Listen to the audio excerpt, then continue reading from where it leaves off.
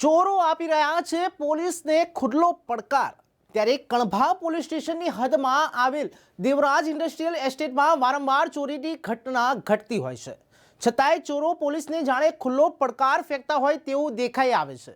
ત્યારે પોલીસના પેટ્રોલિંગ ઉપર પણ સવાલ ઊભા થઈ રહ્યા છે। અગાઉ પણ શટલ તોડીને ચોરો ચોરી કરીને ફરાર થઈ ગયા છે। ત્યારે 6 મહિના અગાઉ જે ચોરો ચોરી કરી ફરાર થઈ ગયા હતા તે ચોરો હજુ સુધી પોલીસના સિકંજામાં આવ્યા નથી અને ફરીથી ચોરીની ઘટના બની છે।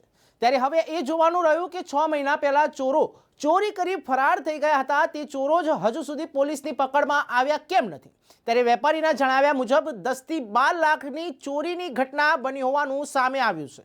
તો શું આ ચોરો પણ પોલીસના સિકંજામાં આવશે ખરા કે પછી ફરી આવી ચોરીની ઘટના ઘટશે અને પોલીસને પડકાર ફેંકશે તે જોવું રહ્યું। અત્યારે તો આ પોલીસે સમગ્ર ચોરીની ઘટના અંગે ચોરોને પકડવા ચક્રો गतिमान કર્યા છે અને વધુ તપાસ હાથ ધરી છે। आपके यहाँ क्या घटना घटी थी? सर हमारे यहाँ 6 महीने पहले भी चोरी हुई है जून के महीने में, और जून के महीने में हमारा ज़्यादा नुकसान हुआ था। और कल नाइट में हमारे यहाँ ताला टूटा है, पर अंदर से ताला लगा हुआ था जिसकी वजह से हमारा नुकसान नहीं हुआ है। और अब ये हमारा देवराज इंडस्ट्रियल पार्क लगता है। देवराज इंडस्ट्रियल पार्क में हमारे यहाँ कल में 3 से 4 ताले टूटे हुए हैं, आगे की साइड भी टूटा हुआ है। और यहाँ पर कोई भी पुलिस वाला राउंड भी नहीं लगाते हैं कि मतलब आए यहाँ पर कभी नहीं आए हैं, ऐसा है। पिछली बार आपके वहाँ कितने कैश की चोरी हुई थी कि और क्या क्या? नहीं, हमारे यहाँ पिछली बार भगवान के यहाँ से डिब्बे में हमारे 30 से 40 हज़ार रुपये गया था हुआ, ऐसा है। तो वो चोर पकड़े गए अभी तक जो जिन्होंने चोरी की थी वो? नहीं, अभी तक कोई खबर नहीं है कि पकड़े गए हैं कि नहीं गए हैं, क्या कैसा क्या है। कितना महीना हुआ अंदाज? हमारा 6 महीना हुआ हमारा ऐसा। जून में हुआ था, जून 2023 में हुआ था, और ये हमारा अभी जनवरी में हुआ है 2 तारीख को, 2 तारीख की नाइट। 6 महीने के करीब हुआ मगर अभी कोई सुराग नहीं है चोर का आगे क्या है? कुछ भी नहीं आया है कि कहाँ है क्या है, आपका कुछ मिला है कि नहीं मिला, कुछ नहीं आया है अभी। आपने FIR करवाई थी? FIR हुई है मेरी। तो उसकी कोई अपडेट दी थी आपको FIR की क्या? नहीं, कुछ नहीं कहा था। उन्होंने कहा था कि पकड़े जाएंगे तो आपको इन्फॉर्म कर दिया जाएगा। મારું નામ વિજય કથિરિયા છે। आपने ત્યાં કેટલા વાગે ચોરી થઈ?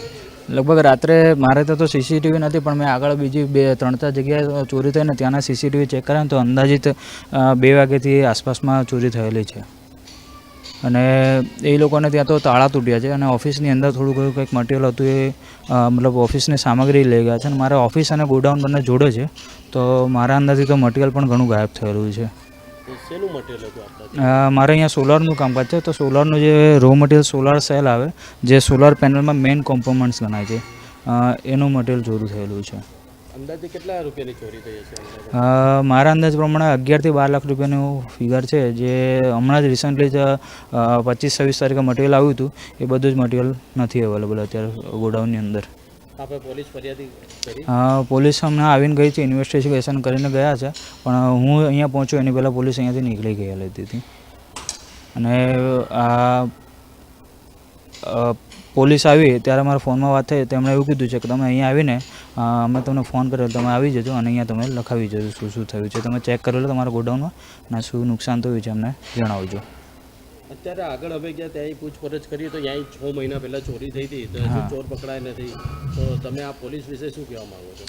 સર, પોલીસના કામકાજ વિશે તો એમનું કામ કરતી હોય છે, પણ છતાં પણ એમને થોડું વધારે ધ્યાન રાખવું જોઈએ અને એમને કીધું આગળ જે 142-47ના ઓનર છે કરણભાઈ, એમને જણાવ્યું કે અહીંયા રાઉન્ડ પણ નથી આવતું, તો આ વસ્તુ ઉપર થોડુંક ફોકસ કરીને અહીંયા રૂટીન કરે, કારણ કે અહીંયા નજીકના એરિયામાં ઇન્ડસ્ટ્રીયલ એરિયા ઘણો ડેવલપ થઈ રહ્યો છે, આ એરિયા પણ સારો વિકસિત થઈ રહ્યો છે, તો વિકસિત થાય પણ જો આવું ચોરી થશે તો આ એરિયા પાછો વિકસિત નહીં શકે। તો એક રિક્વેસ્ટ કરી શકીએ આપણે કે એ જો વિકાસ થાય તો એની સામે એકલી સિક્યુરિટી કે જો પણ ઇન્ડસ્ટ્રીયલિસ્ટ અહીંયા આવે છે તો એને કંઈક પ્રોટેક્શન મળવું જોઈએ અથવા તો એને સેફટી મળવી જોઈએ, તો જેથી કરીને અહીંયા આવવા માટે ધંધો કરી શકે। અહીંયા મને આજે એવું થઈ ગયું કે અહીંયા હું 3 મહિના પહેલાં મેં ચાલુ કર્યું યુનિટ, દિવાળી પહેલાં જે મારું યુનિટ ચાલુ થયું છે ને 3જા મહિને તો મારું અહીંયા મટીરિયલ ચોરી થાય છે, તો શું મારે હવે અહીંયા કામ કરવું કે કેવી રીતે કરવું?